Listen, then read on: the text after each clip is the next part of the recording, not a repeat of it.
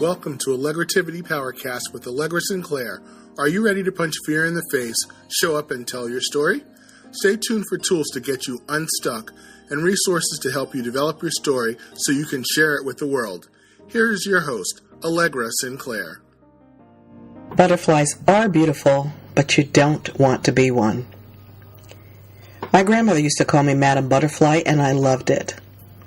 My 7-year-old mind understood that butterflies were pretty and could fly, and that was all I needed to know.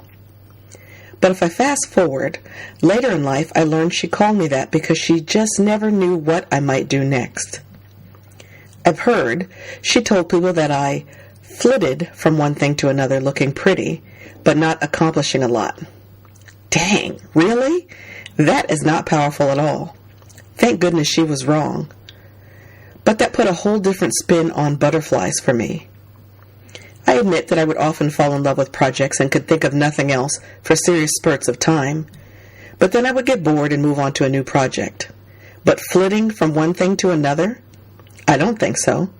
I was simply using my powers of elimination and discernment to figure out what I did not want to do. And I was a child, so no harm, no foul.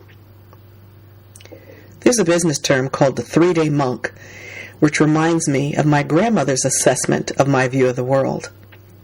That term is used to describe someone who gets obsessed with something in spurts, but quickly loses interest. See why it sounded familiar? Examples of these obsessions could include a new blog, a new business idea, a new way of eating, or, grab your panties, a new relationship.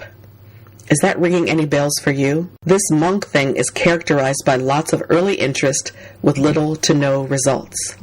The bad news is that you cannot achieve success by flitting from one thing to another, even if you look sugar sharp while you're doing the flitting. You cannot have a measurable impact on your world if you lose focus before your work can be completed. I know, it's a bummer, but you can't improve your health by eating vegetables for only 5 days. And you can't draw your audience to you in 30 days or less. Nope and nope.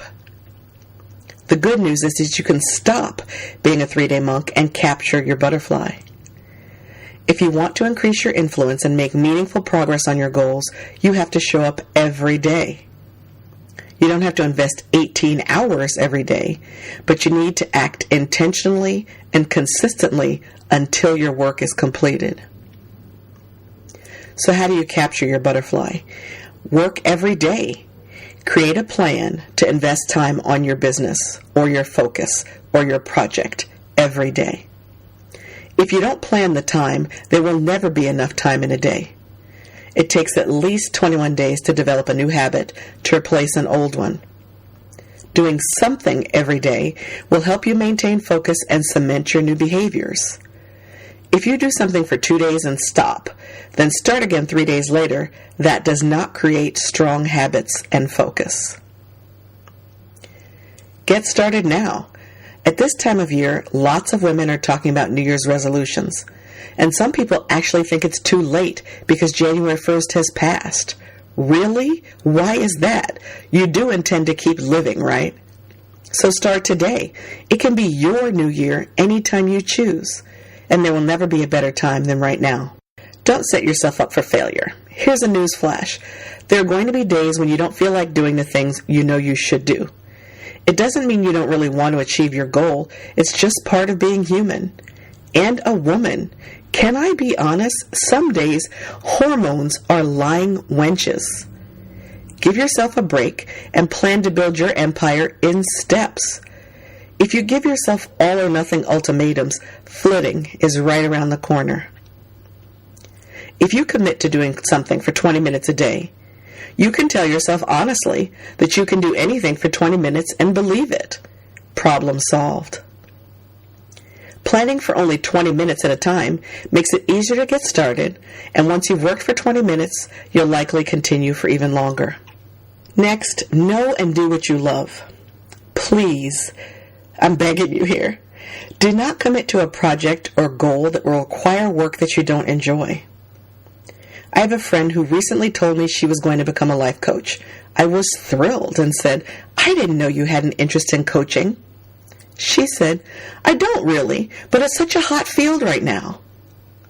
I know she said some other things after that, but my head exploded after the first sentence, so I didn't hear anything else.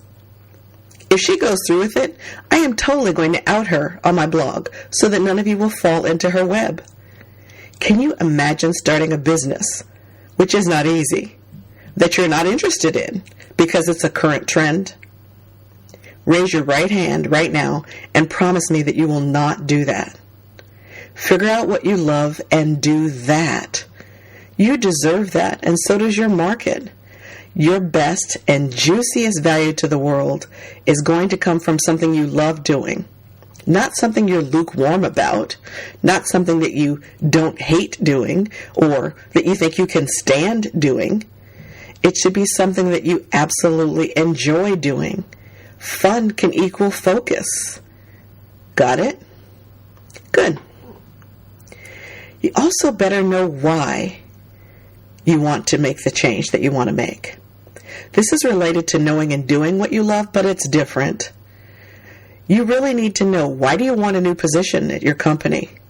Why do you want a new relationship? Why do you want to reach a goal? Your motivation needs to be something that will sustain you on those difficult days. There will be difficult days. You knew that, right? Do you have a burning desire to change people's lives? That's an awesome why. Do you stay awake at night worrying that children don't have clean water? That's another awesome why. Do you want to show up at your high school reunion and make your ex cry because he ever let you go?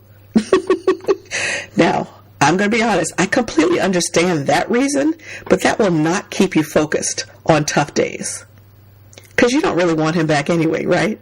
I mean, he was silly enough to let you get away. That last reason is so easy to talk yourself out of. So make sure that your why is crystal clear and compelling. Then ruthlessly trim your tools. In the 7 steps to telling your story checklist that you can get on my blog, I talk about the importance of assembling a toolkit. But here I want to caution you to assemble one toolkit and stick with it. Chaos reigns in my own personal focus system when I don't use the tools. Since I know better, what would ever cause me to stop using them? Well, for various reasons, I might try to introduce a new tool, but it doesn't quite fit. Either it duplicates a task I already have covered, or I can't figure out how to make it work and I get stuck learning technology, blah, blah, blah. It could be anything. But I need to remember that you can't use everything well, and you don't need to. So choose an appointment tool. Choose a task management tool. Choose a note-taking tool. Choose a project management system. Just choose. See, what happens when I let my system break down is I start writing myself notes because I don't want to forget important information. But then I end up with notes written everywhere and I can't find what I need when I need it. Can you hear the small whisper of butterfly wings? When I realize I've gotten off track and I get back to using the tools that I chose, my focus returns and I start crushing my goals. I believe the same will happen for you. Just because you may have spent way more time than you're willing to admit, perhaps, being a 3-day monk or a beautiful butterfly, doesn't mean you have to continue down that path forever. Today is a new day, and you can choose to do things differently starting from this moment. Women who are consistent and determined will always outperform those who burn hot and bright for limited periods of time and then fizzle out. Meaningful work and progress takes time and focus. Short-term, intense action is rarely the right tactic for accomplishing something that requires a significant amount of effort. By the way, I still love butterflies. I have been collecting and decorating with them for years, and I probably always will. But I admire them from afar without aspiring to be one. What about you? Have you been a butterfly but you're ready to change? If this podcast spoke to you, leave me a review here on iTunes or join me over on the blog and join in the conversation there.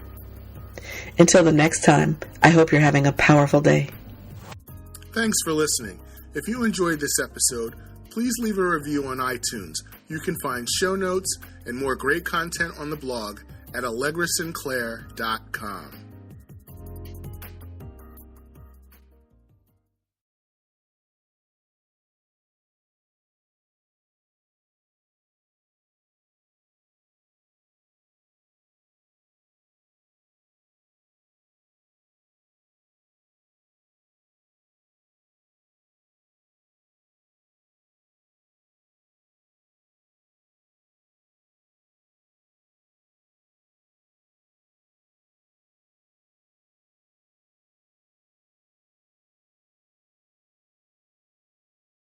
Have a powerful day.